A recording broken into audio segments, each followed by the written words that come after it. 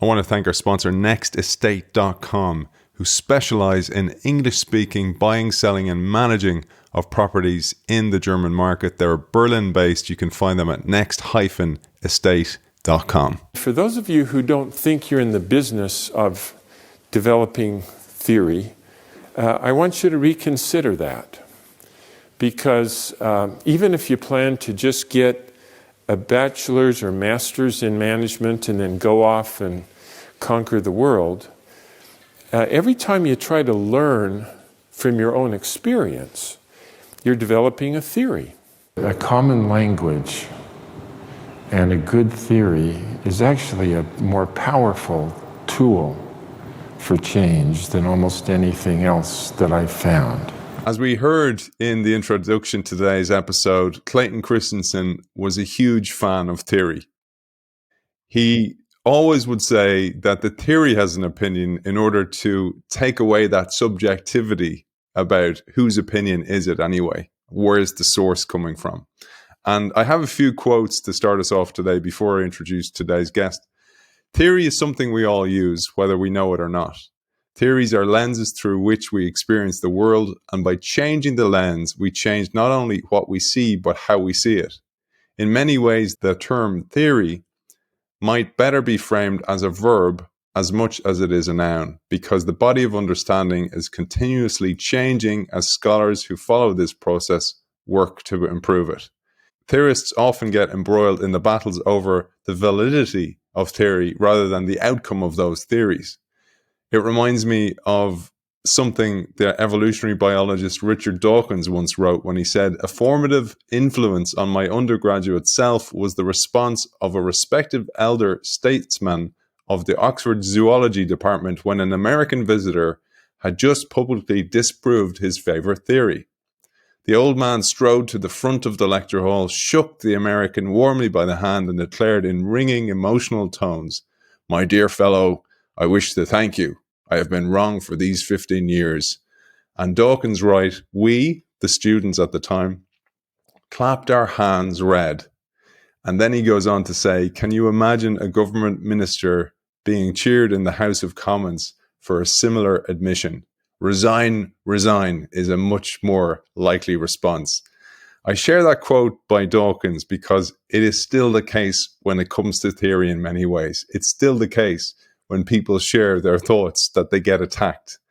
And it's something that Clayton Christensen was very aware of when he introduced his theories. Indeed, his theories did get attacked.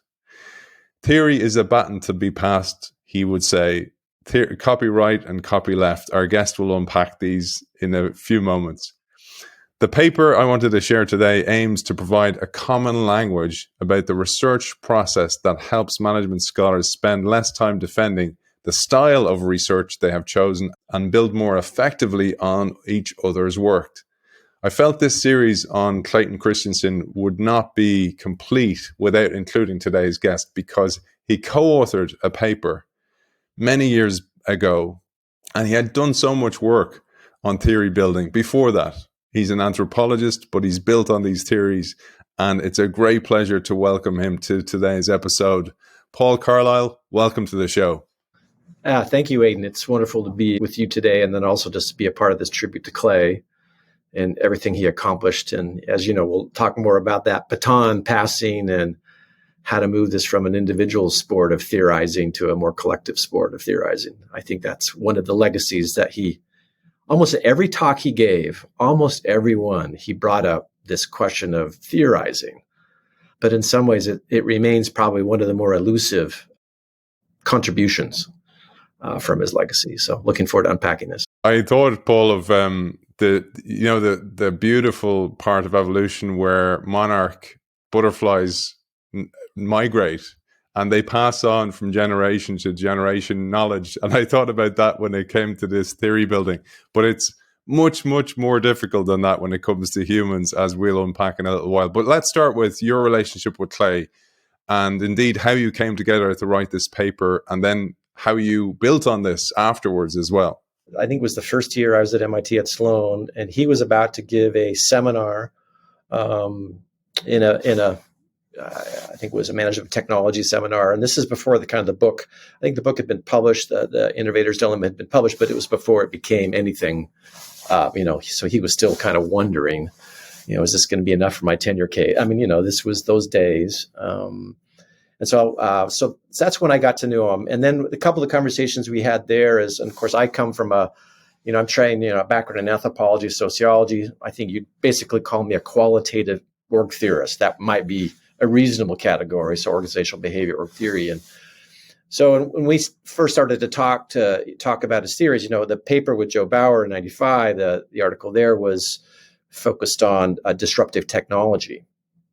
And of course, I think, that Conversations and Others, and I agreed with him to say, I think disruptive innovation is a better title. So, instead of disruptive technology, because there's plenty of disruptive technology that sits on shelves. So the innovation question started to get at the process of, right, and not just the outcome of the technology. But I kind of teased him a little bit, and I said, but of course, as an org theorist, I'm going to be thinking about how do you construct a disruptive way of organizing or disruptive organization? And of course, this might get into the debate of, can legacy companies actually disrupt themselves? Why is it that startups or newly formed organizations seem to be the only ones, or more likely the ones that generate this disruption? So that's kind of we had that conversation in 97, his evolution from disruptive technology to innovation, but what might it look at like if it was organized? And I think that's kind of where our conversations started to happen, because I think this question of theorizing is the same as my previous work and the work I had been doing around creating knowledge. So how do you think about knowledge and knowing in organizations? So I think that's kind of where they came together. So I think when this project first came to start a conversation was probably 2001, 2002. So his book took off. A lot of people kind of saying, where does it apply? Where does it not apply? Of course, he had already looked at different circumstances. So that we'll talk about the word circumstances a little bit later on. But what is it in disk drives? What is it in steel? What is it in in other environments? So he had already started to think to himself, there's these anomalies out there. How do I explain them? But also, I think as also people started to criticize his work, he was saying, well, then join me in this task. And then this is also about the time when he started the Building a Sustainable and Successful Organization or Enterprise, the BSSE course at Harvard, which became a kind of a thing for 2 decades. It's still taught there now, where he was trying to create a common language in the classroom to say, here's not just disruption theory, but other types of theories that we teach you at HBS and other management places. Do these work? And under which circumstances do they work? So in some ways, I think as he started to react to how people are reacting to his work, as he tried to kind of enroll people, as he tried to make this class a heady theorizing thing, because if you watch certain videos, he would say something like, good managers are good theorists. You can just watch them. They're really good at saying what's core knowledge and what's circumstantial knowledge. They're very good at parsing the difference.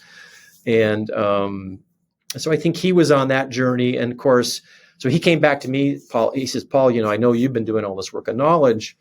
Let's see what we can do to kind of come up with a common way of doing it. And I think maybe another way to think about him is he was a business economist who did field studies, right? So that makes him a bit of a contradiction, right? So he's very qualitative in his stuff, but he also does kind of numeric statistical work. But pure economists don't get in the field. In my case, I was trained in anthropology and sociology, but in the realm of organizational theory and as a qualitative person. But I also did mathematical models in some of my work. So in some ways, we're both both do multiple lenses. We both do quantitative work. We both do qualitative work. So we already had that appreciation. And we were discussing the fact that there's not a common language to talk, because at the time, and this is still the case, theorizing is it's a political conversation. So this might be postmodernism versus positivism, those kind of, big old words. But even today, we live in a world where who's doing the theorizing? Is it Western tradition? Is it, which tradition is being done? So often what would happen is there would be all these political debates, but the actual practical process of doing it was left either undone or not articulated again in a new way, or it existed in 10 different books and 30 different articles over the last 50 years. So I think one of the outcomes of this collaboration was his BSSE course, which then allowed MBA students to engage in this serious business of theorizing and improving the theory. So when they left HBS, they could be, creating their own knowledge as well. So they could, because Clay would often talk about the importance of it's not what you think, but how you think. And then I pulled it into my doctoral classes. And, the paper it exists in about 3 or 4 different forms, fairly high citation in 3 or 4 different forms. But the main people who would always reach out to me or Clay for the article were typically PhD students or faculty at other schools who were trying to develop a theorizing class that was practical and not just in the polemics of the debate of the day, positivism and postmodernism, qualitative, quantitative. We just thought, how do we use theory to solve problems? So I think that's both how we started to talk, but then how it landed in this project. There was also a gentleman working at Innoside at the Institute at the time named David Sundahl, who, like me, also has a training in philosophy. And so that he was a part of those early conversations as well. So I think Clay was really invested in saying, how do we construct this common language to be helpful? There's so much in there that in so many ways we can go. I'd love to, in a moment, come back to you getting there to the point of you having the conversation, because one of the things Clay, famously had on the sign on his door, anomalies wanted, and that included conversations. So he welcomed debate over the idea because that made it better, and you talk about that in this paper as well.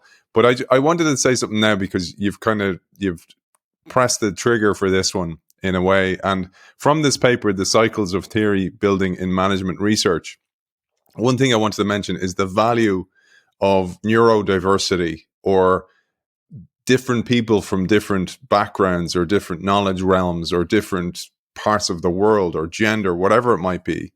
Because you say in that paper, one of Kuhn's from 1962 most memorable observations was that anomalies that led to the toppling of a reigning theory or paradigm almost invariably were observed by researchers whose backgrounds were in different disciplines than those comprising the traditional training of leaders in the field. The beliefs that adherents to the prior theory held about what was and what was not possible seemed to shape so powerfully what they could and could not see that they often went to their graves denying the existence or relevance of the very anomalous phenomena that led to the creation of improved theory. Researchers from different disciplines generally use different methods and have different interests toward their object of study. Such differences often allow them to see things that might not be recognized or might appear inconsequential to an insider. And therefore, you say it is not surprising that many of the most important pieces of breakthrough research in the study of management, organization, and markets have come from scholars who stood astride 2 or more academic disciplines. Beautiful. That was you guys coming together. Yeah. I absolutely agree. And then, it's interesting, in the main paper, we also lead with William James, that tools are some would say they are, they're tools, they're instruments. So it's not theory, big T. I always say, theory, it's small t. So it's a tool. And that's also fits with this idea of, and I think Kuhn also, I can't remember if it was Kuhn who says, physics, maybe it was even Einstein, I can remember, physics changes one casket at a time. And, again, and of course, I think the question becomes now, if you think about the question of innovation, we can't wait that long. You think about big challenges of climate change. You think about big changes of how to make more sustainable projects. We can't afford to wait that long. So I think the question here is, I wrote an article, another 20 years ago around opening up the black box of knowledge creation, right? So there's a black box there And if the black box itself is problematic, knowledge is sometimes a source of and sometimes a barrier to innovation. There's something there we don't fundamentally understand. And I think, maybe kind of part of my training as well is I think there's a tendency to be, I'll say maybe two things. We over-ego knowledge, theorist, the Richard Dawkins example that you brought up. And then we over-cognize. So, we have a penchant for ego and cognition. That's the Western tradition, right? And so I have a different point of view, which is, invention is an individual act. Innovation is a collective act. And so the question is, how do people read each other's minds when they're collectively working together? So this is where the anthropologist in me comes from, which is, so I began the study of knowledge artifacts. So what are the things, if you look at the physical culture, what are the things that people use that represent what they know? What are the things that people use that from another silo or another group of what they know? And then when they come together to collaborate, what happens? Sometimes those create barriers, but then sometimes they fashion other artifacts, a common language, which then allows them to collaborate. And of course, then what you begin to watch as they collaborate, they begin to change. Because you can't just add 2 and 2 equals 4 in this context, right? When you bring people together and start to fashion a common language, things start to transform. So it's not just addition, it's a transformative kind of thing. And so I think that's a lot of the, and now we see the connection between the cycles of theory building and actually the cycles of knowledge that either get trapped as a barrier or become a source of innovation. And then hence, who's disrupted, who's not disrupted. So I often, when you and I first talked, I was thinking, that the theory building, the cycles of theory building is actually thinking about how do we disrupt our own thinking?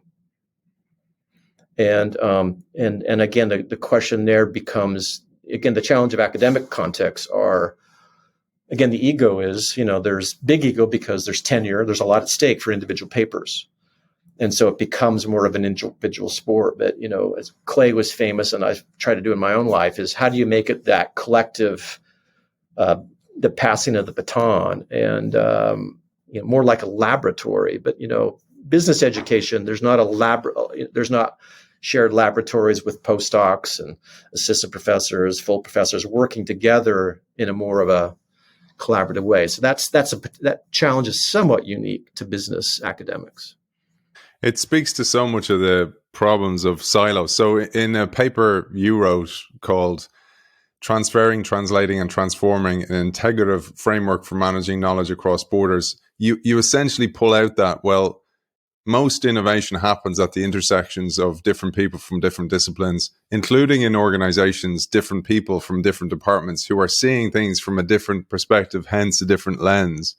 And it's one of the huge challenges in organizations because we're in execution mode so much. And then we figure out a way that works. And then the tectonic plates of disruption change the landscape. And then we need to think differently. Like you said, I've figured out a way that works. Now you're asking me to change it. And because knowledge is in silos and streamed in some ways, nobody's swimming across swim lanes in order to actually communicate with each other and communicate differently. This speaks so much to your background in anthropology because it's a human part of the knowledge creation. Yeah. And in some ways, the part that's most taken for granted because you don't even see, we know the swim lanes are there, but we have a hard time seeing them. But also the other question too is the swim lanes are functional as well because you do need specialization to do your job well. So in some ways, this is back to the problematic nature of knowledge is also like the dilemma for the innovator, right? How do I take from the old, which is useful, but also blend it with the new? And that's kind of one of the big paradoxes. So one of the things that I did when I came into my own background, kind of anthropology, and then when I married it with organizational theory, was to say it's and this particular word's not mine. This comes from Lee Starr and Jeff Bowker and a few others. This notion of infrastructure. Now, if this was a conversation about IT, we say, we know what infrastructure is. But in a sociological sense, they think about infrastructure are two things. There are actors and there are artifacts. And those artifacts could be a spreadsheet. They could be a piece of traditional technology. They could be a piece of paper that I would write on. They could be anything symbolic. So the question is, all of reality are just those two things. So it's kind of a way to both think about what are the primitives that I could go after addressing these dilemmas, right? Because in some ways you need a real set of primitives to understand what's going on. Otherwise you just black box it and say, well, let's just start a new company, right? Legacy companies can't change. And so when you start thinking about the knowledge artifacts that people use, you start to realize, yes, there's a mental model, but to get people to change their mental model, somebody's got to be in charge of the infrastructure to create new infrastructure. And so, my current role where I'm at, I'm Senior Associate Dean for Innovation at the Questrom School at BU. And so I've spent the last couple of years creating a new form of online education. So it's online at scale. So it's very different than previous versions of online, but also very high quality. So if I think about what I've been doing the last 3 years, it's launched, it's successful. I have been creating infrastructure for my team to interact in new ways because, again, it's not a 40-person classroom setting, right? It's a different setting. Rubrics are different when you function at scale. So I think in some ways, unfortunately, Clay's not with us, but I think in some ways, if there was an opportunity to revisit this article and then turn it into a book or something like Intuit, it would be say, how do you take the individual manager as scientist looking for anomalies, individual action? How do you take the manager as leader to create collective action? And that's why I would frame it around, how do you help them design infrastructures for innovation? Because the current existing infrastructure is going to trap you. If you're constructing infrastructures for innovation, you're thinking about, maybe I bring in people from a different division or different function, different part of the globe. But of course, then when they're working with others, I got to think about how do they interact in ways where they can start to construct shared artifacts, common language, common methodologies, common interests. So you have to, because that naturally will not happen. I mean, maybe a quick example. I was with an organization that was trying to develop treatments for multiple sclerosis. It was something you and I share in common, interest in neurological diseases. And they were bringing together for the first time people from genetics, people from developmental biology, people from immunology, people from other groups, because he figured that the reason why we hadn't made breakthroughs in multiple sclerosis is because everybody just took the funding within their silo and spent the money there, did the science there. But what we know about multiple sclerosis, it is a multi-causal disease, right? It's immune, it's age. We don't really fully know the cause. And so I was in the first meeting where they brought people together, and he was smart enough, and of course we talked about it, is often people will want to come in and talk about what they know, their solutions. And of course, if you got a bunch of PhDs, they're going to talk about that, right? And we were very careful to say, no, you're going to talk about what you don't know. And what quickly began to happen is people started to realize I talk about it like arthritis and you talk about it like genetics, developmental genetics, but we're climbing the mountain from two different sides, but the mountain is the same thing. So by making them focus on, what they don't know, what problems they share. And so to me, this is where, and this is more similar to my work than Clay's work. He focused on the question of anomalies, because anomaly would pop out as you're going through the theory building cycle. There's something that doesn't quite fit. In my work, I focus on, if I have to construct an infrastructure for innovation, the problem is one of novelty. Now let's decide if we can decide what novelty is. But what you can maybe just do a quickie. You can say the opposite of novelty is 100% confirmation. So the existing infrastructure tells me exactly what's going on right now, and I don't need to change. As you start to move up and you got competition, the world's changing, the world becomes increasingly uncertain. But uncertainty is, of course, an abstraction, right? What does uncertainty mean? What it means is the world is becoming more novel. So there's new actors, new artifacts, new things that are coming at me that I have to make sense of. But I have this existing infrastructure that is confirming what I currently know. And again, this, now you can hear Clay in your head. You can say, the data we do have is about the past. How do we see around the corner? How do we see the future? So the word novelty is a constant reminder. I have to attend to the construction of an infrastructure to see the novelty. So I don't worry about the future, because that's, again, future is an abstraction, right?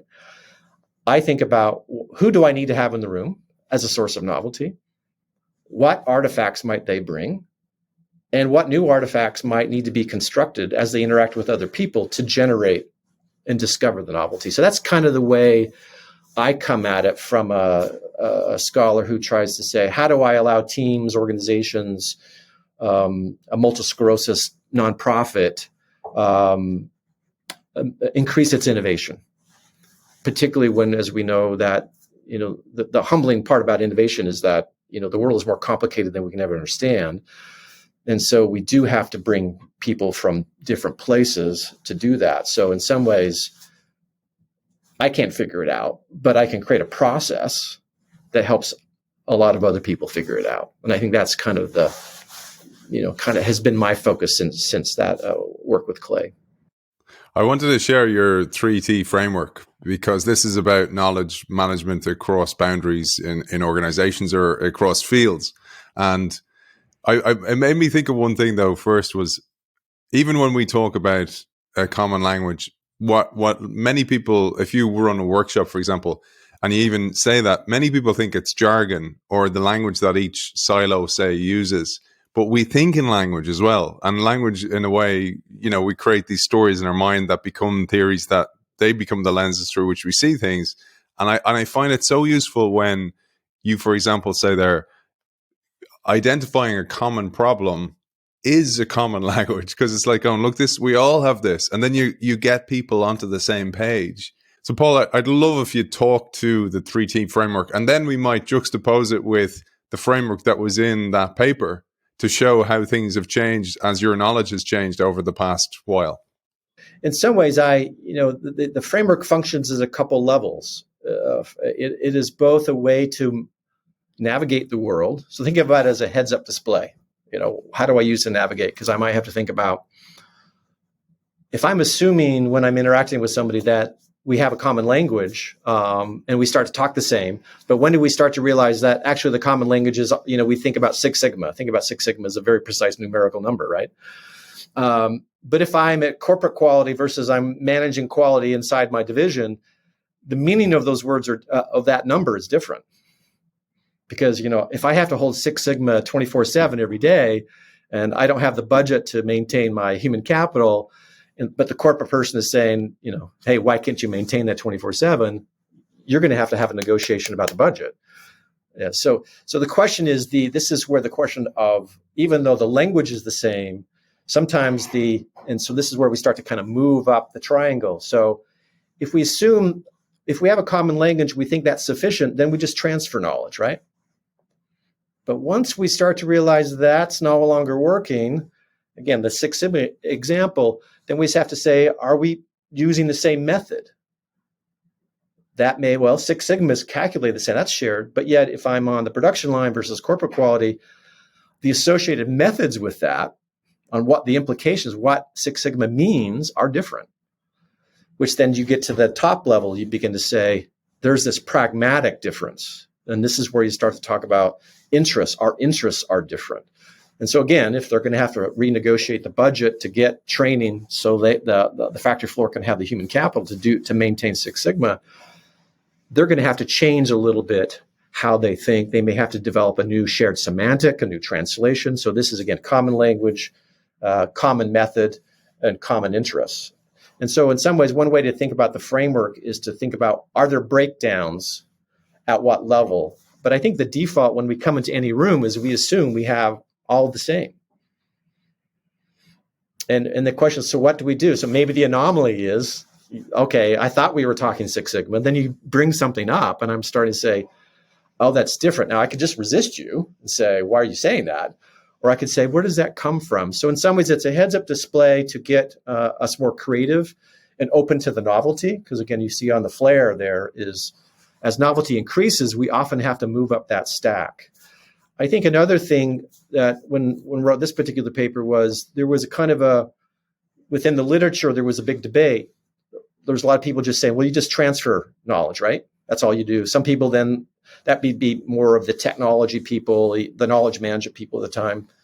Then there might be saying, well, it's about interpretation. So it's the cultural view of knowledge. And then, of course, then you have the political economy view of knowledge as this, source of conflict. And what I observed was it depends on the circumstances. And so in some ways, this is a little bit of, as a theory, it says under different circumstances, different frameworks apply. But more importantly, it's not just the lenses of different frameworks, but as a manager, you may have to move up and down this in the course of a 3-minute conversation if you're open to it.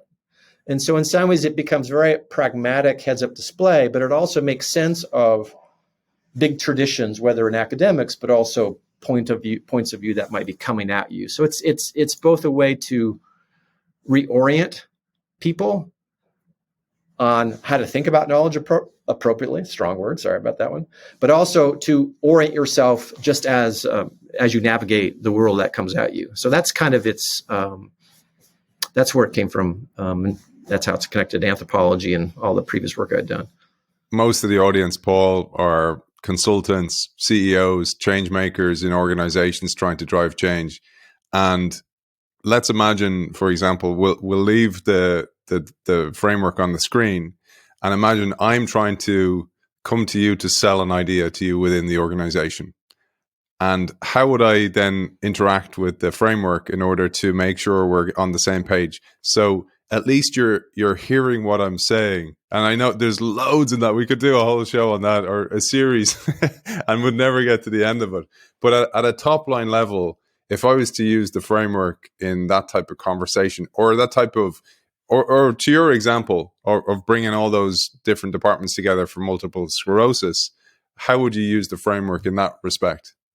Yeah, Aidan, thanks for your question. Yeah, so maybe the visualization, that quick and dirty visualization we just put up there, would be to kind of think about.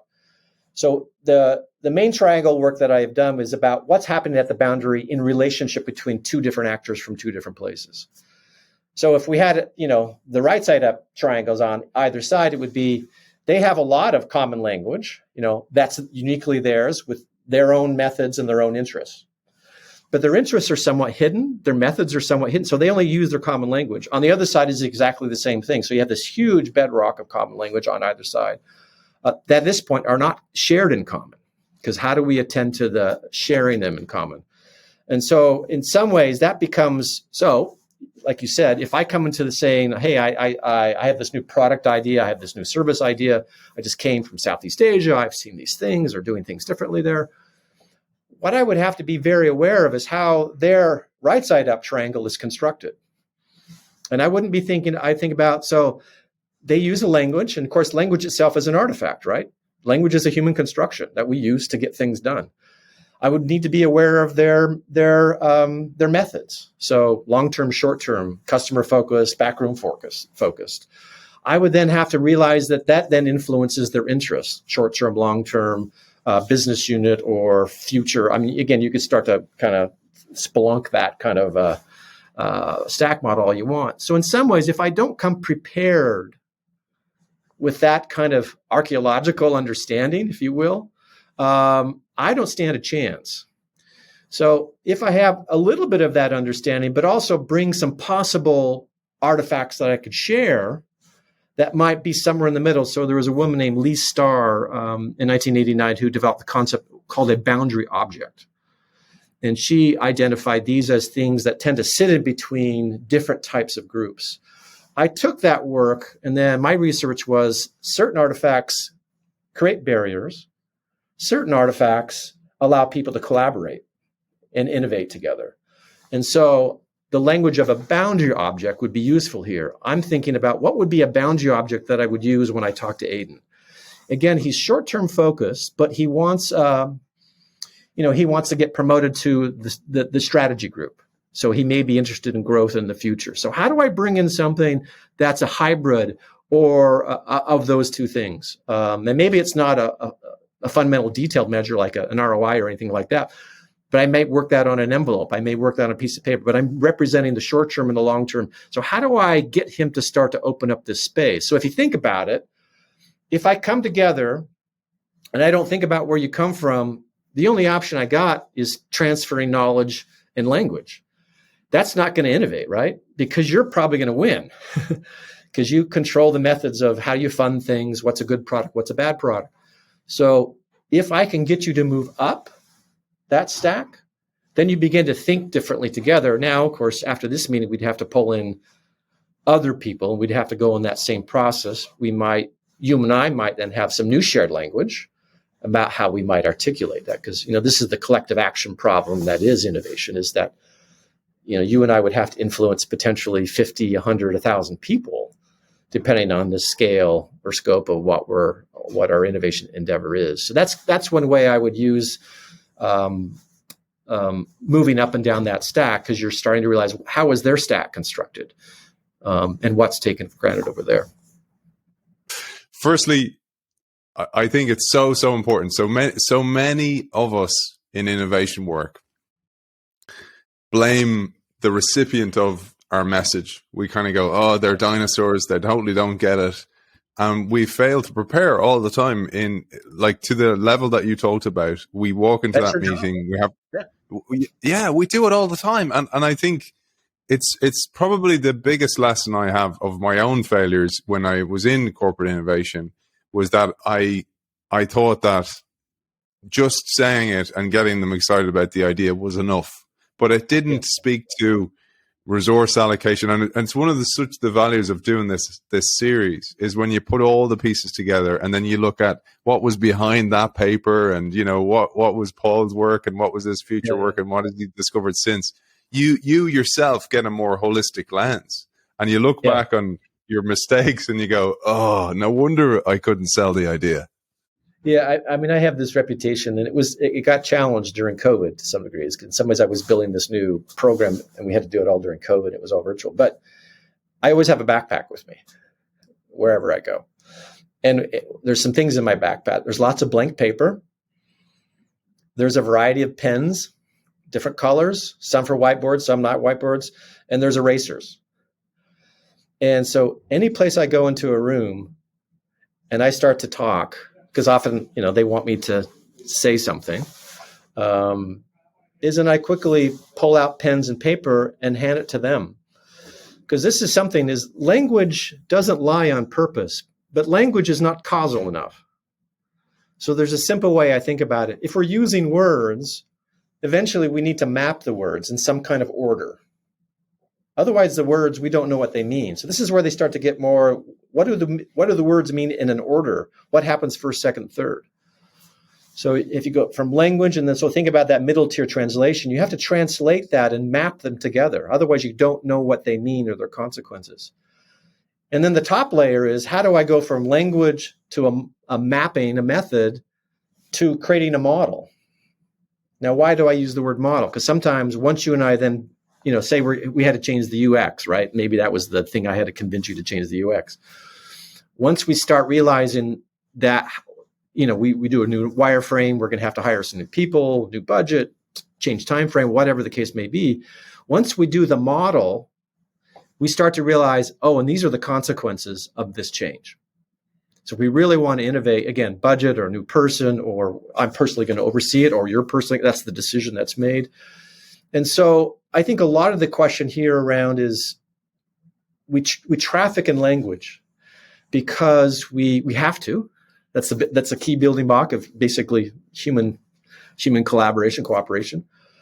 But often we stop there. And the only people who have the luxury to stop there are people who are currently powerful, right?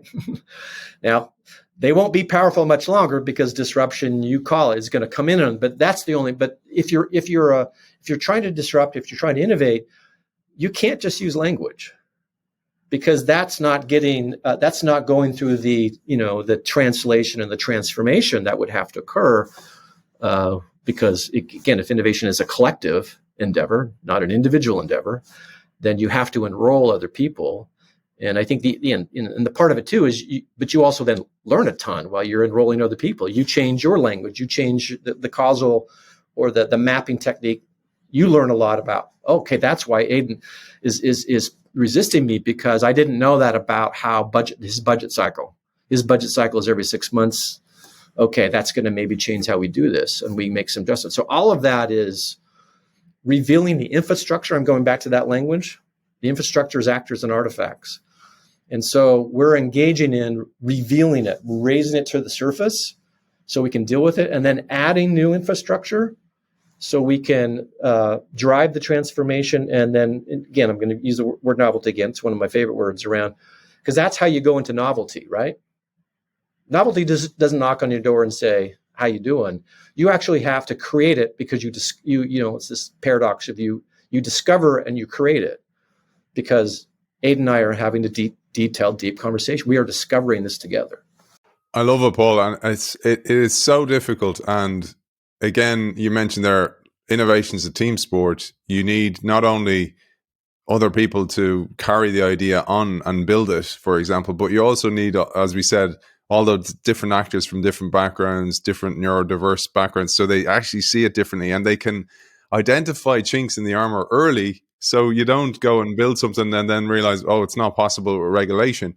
And again, mea culpa, and I'm sure it's the case for so many of our innovator listeners, is we try to force it through and we try to fly under the radar, and we use that term, let's ask for forgiveness, not permission.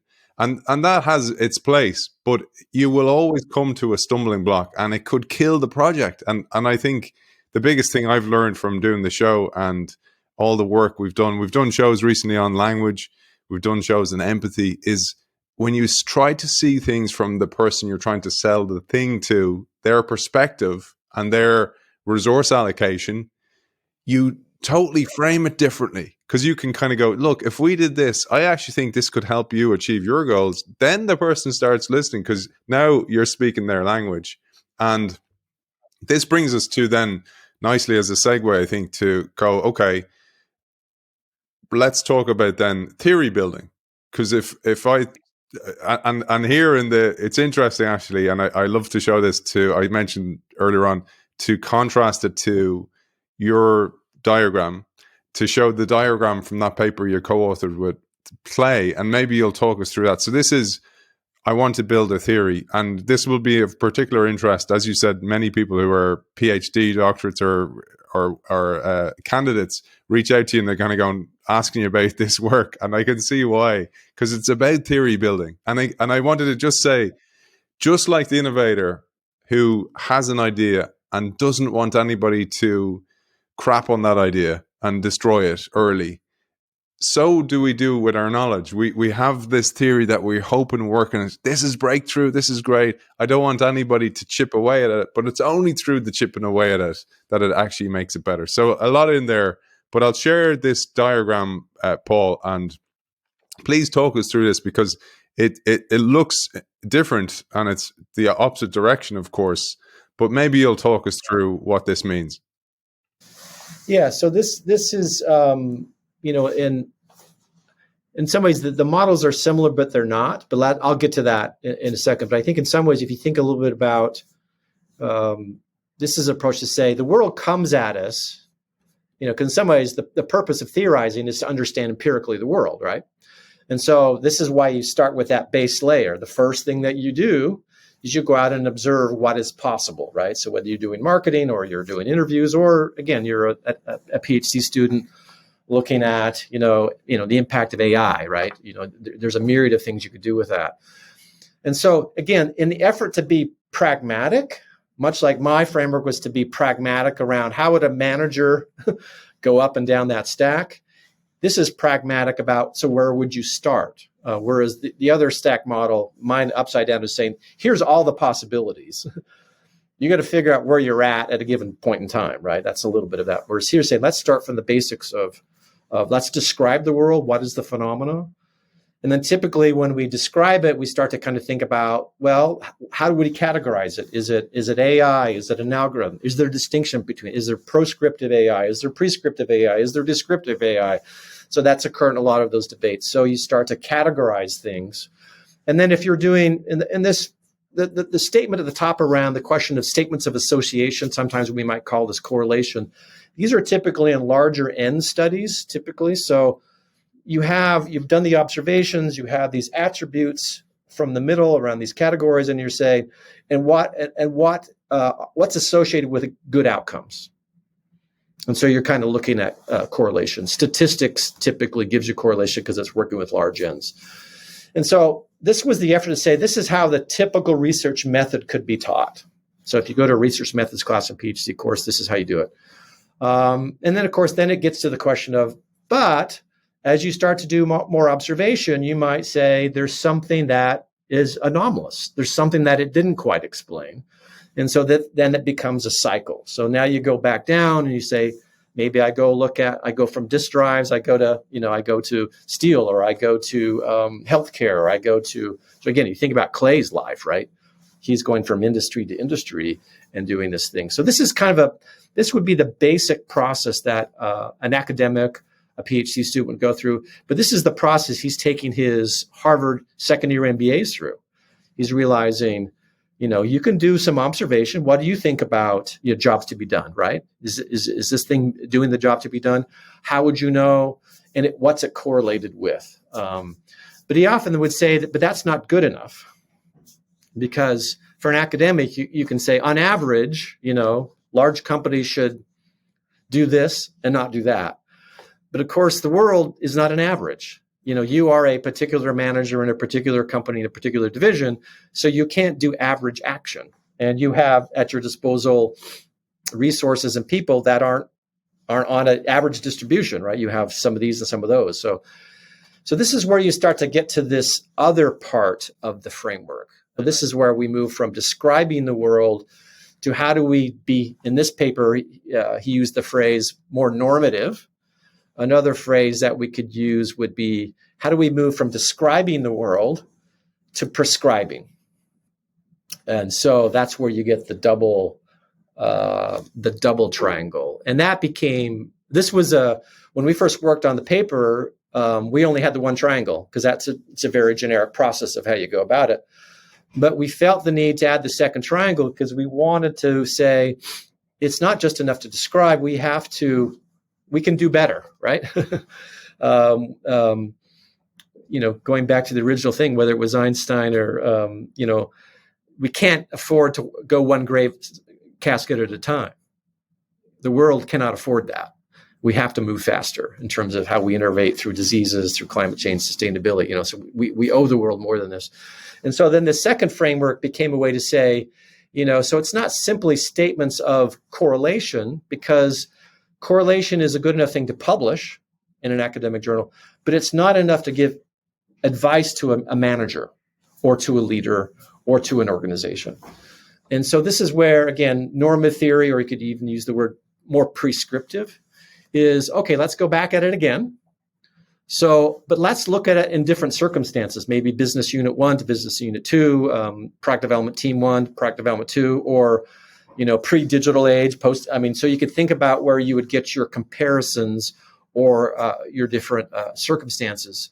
And so here we would we would repeat the cycle. So we would explain again, observe the world, record it, and then we'd start to think about the categorization, just like in the first one. But then we'd start to think about, how are these related to circumstances?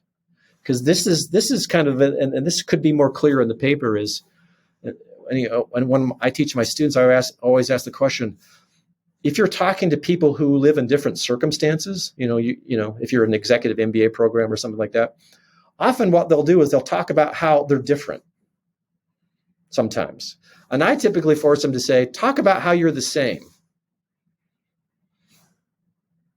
Production is similar. So when you start to talk about how you're different, you realize it's the difference in the circumstances. You have more expensive labor, cheaper labor. You have more digitization, less digitization. I mean, you could start to say you're in Vietnam versus you're in Canada. Again, you could go to where the source of the variety, the potential innovation, right? Those are sources of novelty out there. And then you begin to understand, how are the circumstances different? And so this is where you can begin to say, if certain things hold true, no matter if the circumstances change, then it's highly causal, right? If, as the circumstances change, things are quite different in their outcome, then you have to update the theory to say, do I have a new set of categories? Do I have a new set of principles to explain this larger set, this greater variety of circumstances? So that improves the theory. And of course, by improving the theory, if you can explain more circumstances, then you potentially have a more powerful managerial framework. So I hope that gives you kind of an example of how you. And so in some ways, I don't want to directly map it onto mine, but given our previous conversation, is if you're going to say, how do I learn from Southeast Asia? What do I observe? How do I categorize it? And how do I begin to frame the causal thing? If I understand how that relates to your current, how you describe the world, how Aidan sees the world, that then begins to be similar to our previous conversation. I got to understand your infrastructure. And if I understand that, I'm more like, so this would be kind of like, this is the research methods you would use as a manager to build your argument. And then if you use the other 3T framework, this helps you see, I could have all these possible conversations from the research I've done. And I think, Paul, it's so helpful beyond that. So if I got that idea over the line, and then I use the same high level framework in my mind, say as a lens to go, well, this is the same as getting MVP to market. And then I get it to market, and then I take it down again and I iterate it again, because everything changes. And for example, you mentioned there are circumstances, and we'd come back to that term. I thought about how in Disrupting Class that Clay and Michael B. Horn, who was a co-author on that, he will talk about in the future, is there was a phone called the Grameen phone, and it was released in India. And if we think about the value of a phone, we're thinking it from our current circumstances of, it's to, check social media or check emails or communicate, pay a bill, whatever it might be. But in India, a phone, for example, for a farmer was because they didn't have massive access to a phone, they would have an entrepreneur who would have a phone and rent out for you, Paul, to make a call. And you now as a farmer could ring ahead to a market and go, do you have a need for oats or whatever is my product, my crop? And they would go, yes. And you'd agree the price there. And that changed the market, because often in the past, I would have had to go there. And then all the power was with the buyer and no longer with the seller. And it made me think of that when you use the word circumstance, because the circumstance is different because of the condition for different people. And maybe that will help. And if it isn't, if it's a terrible example, tell me. It's a great example because, we used to do cases on, soybean production in India, right? So subsistent farming. So now we're going to use the word scarcity. Think about the how would Clay say that? He would say it the non-consumption, right? So think about non-consumption, and so there, and again, and I'm going to throw back in the word infrastructure. So in the United States, for example, or any place in Europe, you have this immense telephone, cell tower infrastructure. So think about that as actors and artifacts in a network that function a particular way because of that history of that infrastructure. If you take that lens and plunk it onto rural India, it doesn't work because it would take 50 years to do that. So somebody who says, all I need is a phone and I may have to rent it. Now you're going to what? You're thinking about renting, you're flipping the business model, you're thinking licensing versus pay, or you might license out of a portion of that. But what you're thinking about is what's the job that needs to be done there in those local circumstances.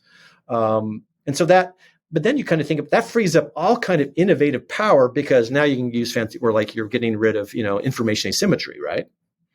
The information asymmetry goes very small compared to where it was before, as you were at the mercy of the buyer. Now you know negotiate on the spot on time. So there, I'm going to use a fancy term, is the innovation happens more powerfully because it's happened exactly when it needs to happen, when the self-interest is most powerful, right? If I can sell it now, then that means that farmer is going to take the action right then and there, as opposed to having to dry the beans all the way into the power broker, where the power broker has all the power. So when you think about the innovative potential that exists in our world, the disruption often comes in going to where the non-consumption is and creating a much simpler. The reason why it has to be simpler is because the current solution we have is not simple. And that's not simply because it was built, the mainframe example. It's because it's a built infrastructure that's beyond a company. The telecommunications infrastructure for the U.S. is beyond one company, right? It is a societal kind of infrastructure. So I think this starts to kind of connect to this question of scarcity, and if you want to equate that with potential non-consumption, are huge sources of innovation. Huge. And they're typically scaled sources of innovation. And then again, going back to the notion of information asymmetry, because I teach information economics as well, is when you have massive information asymmetry, that typically tells you there is waste, there is dormant potential. So the question is, what technology, what new social way of organizing, what business model do I put there to unleash that potential? So for me, when I think about infrastructures for innovation, it's tapping dormant potential. And again, you could go to practicalities like, well, then what's the common language? So are they going to speak a little bit, because then they had to standardize on certain languages, because, India has multiple languages in it. Or is it just numeric? Do they have a form that people enter in so then it gets to the details of the interface and stuff like that. But those are smaller details than changing business model, et cetera, how you would go about it. So to me, the other example in my head that's kind of flying is, you can see how I'm zooming in and zooming out. And that's what theory allows you to do. And so you can go to a very small artifact, and then you can go to these larger telecommunications business model infrastructures, and then see how they relate, and see if you can zoom in and zoom out, depending on who's in the room. I talk to them differently. That's the skill that you have to have as a leader in innovation, is you have to be able to zoom in and zoom out. It highlights as well, Paul, how it's not as clear cut as it appears, and by that I mean there's a huge expectation on leaders. So the idea of execute or exploit and explore in parallel, but they're human beings, and oftentimes they don't have the time, the luxury of the time in order to do that, and then lead, and then think about sustainability and diversity, inclusion, etc. There's so much on a leader's plate, and the reason I say that is, therefore, you need to have all the boundaries. You need to be boundaryless as an organization in order for people to communicate. And yes, their individual language for those different silos is important because they need to function there, but they need to be able to communicate and knowledge share, etc., which is why I think this work is so important. And I wanted to, again, shine a light on it. And maybe you've a thought on that, but I wanted to highlight something, because I thought about how a certain book can all of a sudden be a meme within an organization and create a new framework of thinking, etc. But also, so can a fad. And you address this in that paper with Clay. You say, fads come and go when a researcher studies a few successful companies, finds that they share certain characteristics, concludes that he has or she has seen enough, and then skips the categorization step entirely by writing a book asserting that if all managers would imbue their companies with those same characteristics, they would be similarly successful. When managers then apply the formula and find that it doesn't work, it casts a pall on the idea. Some faddish theories aren't uniformly bad, you say. It's just that their authors were so eager for their theory to apply to everyone that they never took the care to distinguish correlation from causality, or to figure out the circumstances, that word again, in which their statement of causality would lead to success and when it would not. Efforts to study and copy the best practices of successful companies almost uniformly suffer from this problem. And I say that because I'm a consultant. Many consultants do this, force best practices on an organization when they are in totally different circumstances. Yeah, and I think that's, we had a title, if you even searched on Google, you might find it. I remember the title was kind of managerial malpractice. So we were kind of putting it into kind of a doctoral, a health setting is, if you were prescribing X and it wasn't thought through or wasn't looked across circumstances, you could be accused of malpractice. Now so at best we're accused of being faddish, but maybe malpractice is a more rigorous terminology. So, and I think this goes to not only moving up sufficiently up and down, from the descriptive to the normative or the descriptive to the prescriptive. That's hard to do individually. That takes persistence. And that, and now as we talk about Clay, one of his absolute superpowers was his persistence.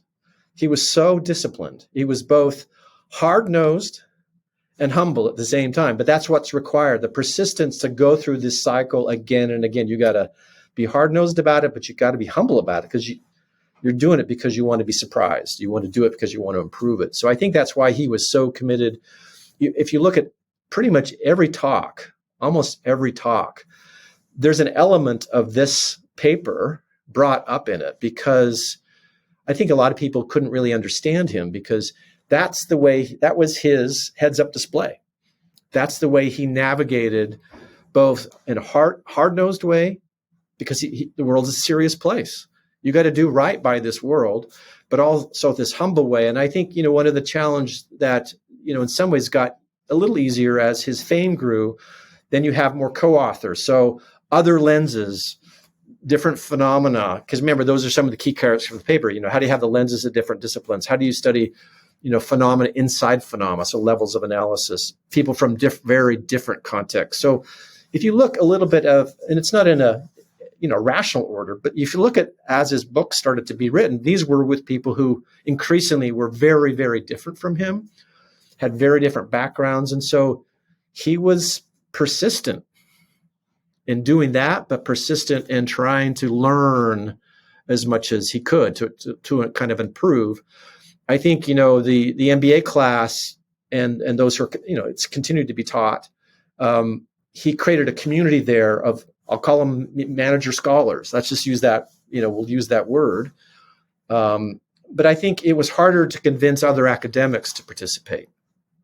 And again, then we go to the questions of ego and individualism and tenure processes. The academic world is very individualistic because, somewhat by its incentives. I think maybe something Clay and I also share in common. I was an entrepreneur before I became an academic.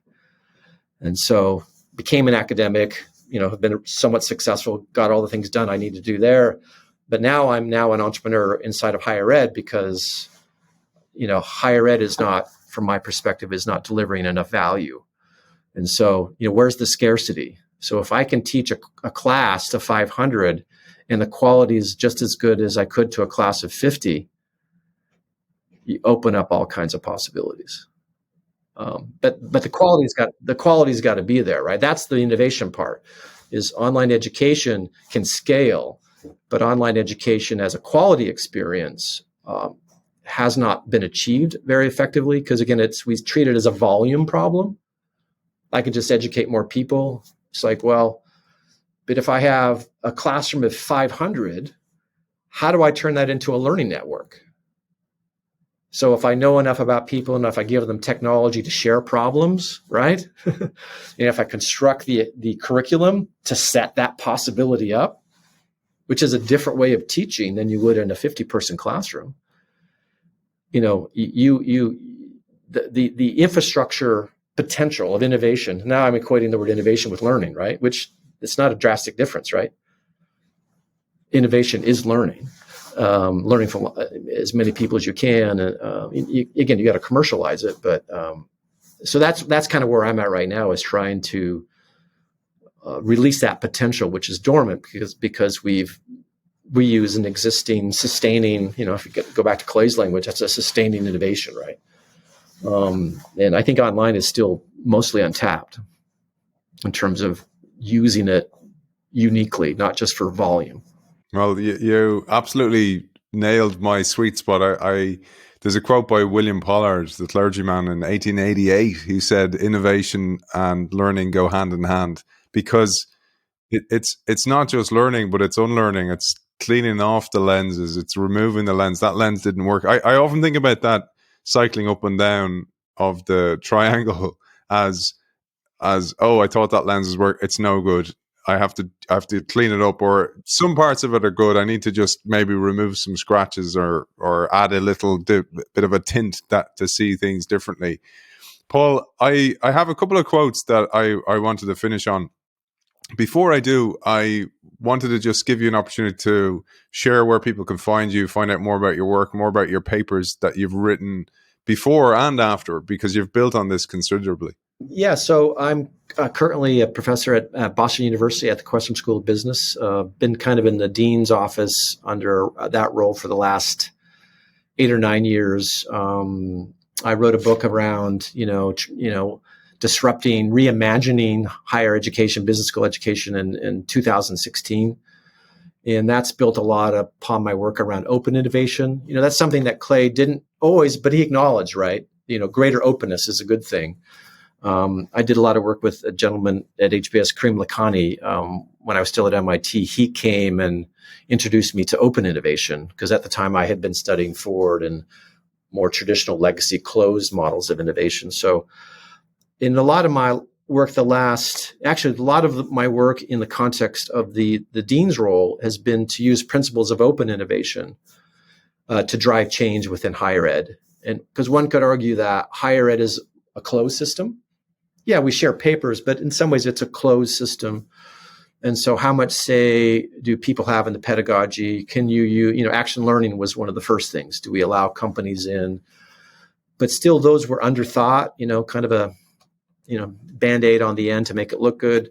What would it mean to fundamentally bring what I call project-based learning into a classroom? And then we get, going back to my stack model, which would be but that's going to require change, right? I'm going to have to transform my knowledge. So the question is, how do I enroll faculty to teach in that? So I start saying project-based learning. And they said, but it means and has consequences a different way. And then they start to say, how do I do this? How do I grade? And then by the time we get to the transformation, that's where you would build the model that would reveal the pedagogy and the approach. So in some ways, the last 8 years, I have been maybe more of the leader version of my work. And then again, back to the relationship to Clay I had some things that were more successful than others. And so I had to learn. And so maybe one thing about circumstances, which I think is interesting, is another word I'll use is, how much do I need to accumulate from my pilot before I do the next thing? Because this is this question of, am I open to everybody at the beginning? Of course, the answer is no. So I pick some new thing. I got to get some variety. I got to get some novelty in there. So I pick that. But maybe my MVP or my pilot is I got to push out that I can construct the product or the UX or things. Because then if I can take that, and I think it's even, that's why you don't need a giant. If you have a giant budget in the beginning, you may try to do too much. And by too much, I mean, you can't be everywhere to transform and create the new infrastructure everywhere you got to be. And then people will kill it because partly you haven't been able to get them to change their thinking and to change their knowledge. So I think a lot about temporally, how do I accumulate with each of my, so I call them business experiments, as I move myself to try to scale. So that's one thing I've learned, is to think about the temporal journey that I'm on. Sounds like we've another show on our hands in the future, man. Yeah, but and Clay wrote a lot about higher ed, right? And I think if he was here, he would say he thought it would happen a little bit faster. We had the presentation from Clark, and in the context there of pathways, that's been a fairly rapid change, but a kind of a mission driven too. They have a unique organizational structure, which, but still a lot of transformation would have to occur there. But it'd be interesting to kind of update. So what do we think about the future of online? Where might it go? There's big, powerful platforms out there who, are they just there for volume, or are they there for quality? And I think one of the things that's lost in the conversations around business models, and sometimes I have a slightly different distinction about business models from Clay, is I think he's always trying to frame the question of how do you change the business model to sell a product or a service? What we do know about business platforms where we have multi-sided contexts, those are more open, right? And so in some ways, those are more complex business models. And I think in some ways, how does a university, what's its role in convening, third-party people to do that? But right now in the world we live in, it seems that we've largely made sense of Google and Facebook and these platform companies purely as mostly consumption. We consume products, or when there is co-creation, it's just, let's say, mundane, not terribly meaningful co-creation. But what happens if we actually have to co-create knowledge together to allow the world to be more sustainable? Because we don't have a lot of that knowledge yet, right? How do we open that up so more people can participate in that construction? Those are some of the things that interest me, is how do we open this up more and more so we can innovate faster? The important stuff, man. The important stuff. I got so much out of it today. I hope our audience did as well. And even one thing, I'm going to say this because you said, we share papers. I often think this, and I struggle with this, right? So I cover a book a week. I read the book, as you know. I do read it. I send questions to the author if they want, and then I edit the show myself, Paul, because I want another pass on it. So I want another opportunity to listen to it again and edit it and let the concepts seep in. And the reason I say that is I know how difficult it is for our audience to carve out the time to do reading and learning and unlearning. It is hard, and it requires a systematic change of how organizations are set up to be learning organizations, because how do you have time to do that? And even when you share papers as an academic to one paper to the other, do you really read them? Do you go deep and actually take the time to read them, or you skim them? Because it's a totally different discipline, right? Yeah, and the challenge of skimming, but the question there is, but then how do all these papers fit together? Because in fact, one of the a version of this paper, which we published in Academy of Management, Education and Learning in 2009, of this paper we're talking about here, was framed around how does this impact education itself? So it had a little bit more of that focus. And one of the challenges we face in the academic world is a lit review. So people do a lit review, right? And that's a stand-in for the theory. But it's really just a compilation of names, and maybe in historical order, maybe not, right? But it's more of a signaling device. I've done my reading, but it's not a signaling device as I'm a real serious thinker. Now, again, going back to the cycles of knowledge building, there's very seldom do you get from reading the lit review or even the theory building section that they've done any of that work. And so, so part of, I think, particularly Clay, again, and my interest was to say, we have to take our vocation as academics more seriously. Here's an approach that you could take, but more importantly, if yours is different, but be more rigorous, but more important, how do we do this together? So if we are reading the papers, how do we connect them? How do we learn from each other? And that's a struggle, as you well know. I mean, it's more of a struggle in academics as it is than it would be in a company. I mean, company has its functional silos and its delivery dates, but it doesn't have. There's more of a collective incentive for success in companies, than there is in an academic setting. Yeah, it's certainly easier to hide, if you want to put it that way, or be isolated in an academic setting. I have two quotes that I picked, Paul, that I think really speak to the spirit of what I wanted to get across today. And then I'm going to leave it to you to say your final word on Clay and maybe on this work as well. The first quote is by Sir Ken Robinson, who passed away in the last few years as well. He said, "If you're not prepared to be wrong, you'll never come up with anything original." I love that quote. And then the second is by you and Clay in the paper, where you say, "Often no model is irrefutably superior. Each seems able to explain anomalies to other models, but suffers from anomalies to its own." I thought that was a great way to finish from me. But what about you? What's your final word on Clay and maybe on this episode today? Yeah, I mean, these are, I think in some ways this paper with Clay was well accepted by the younger academics because they needed a pragmatic roadmap on what their vocation is. I think as academics get more famous and they build and they have an accumulation of their theories, then that's your Robinson quote, right? They have a harder time being wrong. Now, let's say we had a better infrastructure to share and work in laboratories, they might be more open to being wrong. But right now, you read my paper, I read yours, and maybe we see each other at a conference every other year, right? And so there's not even, again, when we think about the infrastructure for innovation, academics is set up poorly, certainly business academics is set up poorly to innovate together. And so again, and the segue to the quote from the paper with Clay, I think the reason why you have to be prepared to be wrong is because, and Clay would always say this, it's I'm not wrong, it's the theory. And it's not so much saying the theory is wrong, it's let's improve it. So remember, it's the William James quote. Theories are small t. They're not about the ego. They're not about the individual. They are a tool to improve over time. And going with my word novelty, you use the theory as you thrust yourself into the novelty, right?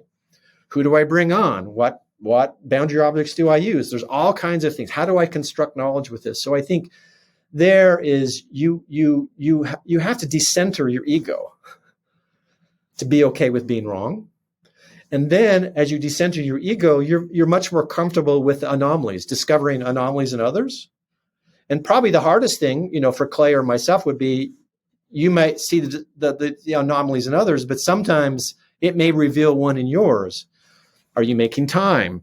Do I have to collect more data? Or because I'm focusing on product business models and not platform-based business model, does it create a bias? Or do I need to think on both, right? Because those two worlds often don't talk to each other, right? Product-based business models don't talk to platform-based business models. And so maybe there's work to do to bring those two things together. That's what would allow, because in some ways, that if Clay was here, I'd say there's currently an anomaly, right, in how we talk about business models. We got product-based business models and we got more platform-based business models, and they don't talk because those are very different disciplines, very different traditions. And a way forward would be to bring those together because each reveals anomalies in each other.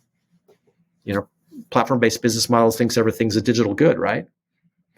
Right. Or on a product-based business model, it's worried about, this question of how do you price for non-consumption is a very interesting question in a platform-based business model, right? Because whether it's a freemium or how do you stimulate demand, right? There's some elements of non-consumption in there that is a different way of thinking than you are if you have a product-based business model. You think about non-consumption somewhat differently. So I think those are huge opportunities. Who's there to do that work, right? I mean, if Clay was here, maybe this is a segue, right? If Clay was here, now you need two Clays, right?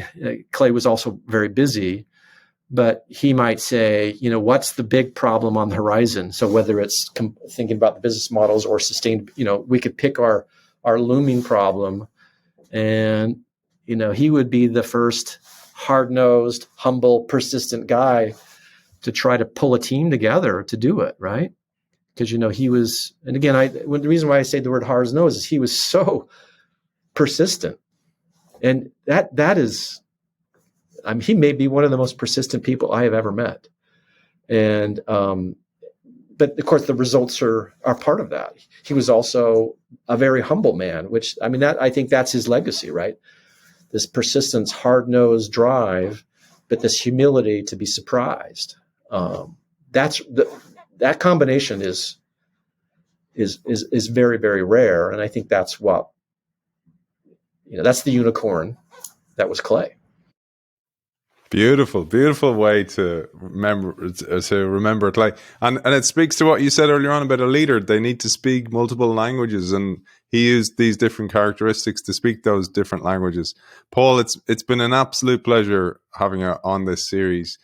And I'm going to say this because I know you have your own book, and we're definitely going to cover that in the future.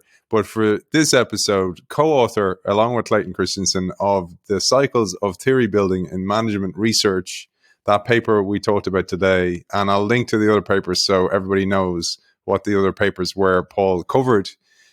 Paul Carlile, thank you for joining us. It's been wonderful to spend time with you, Aidan. I want to thank our sponsor, nextestate.com, who specialize in English-speaking buying, selling, and managing of properties in the German market. They're Berlin-based. You can find them at next-estate.com.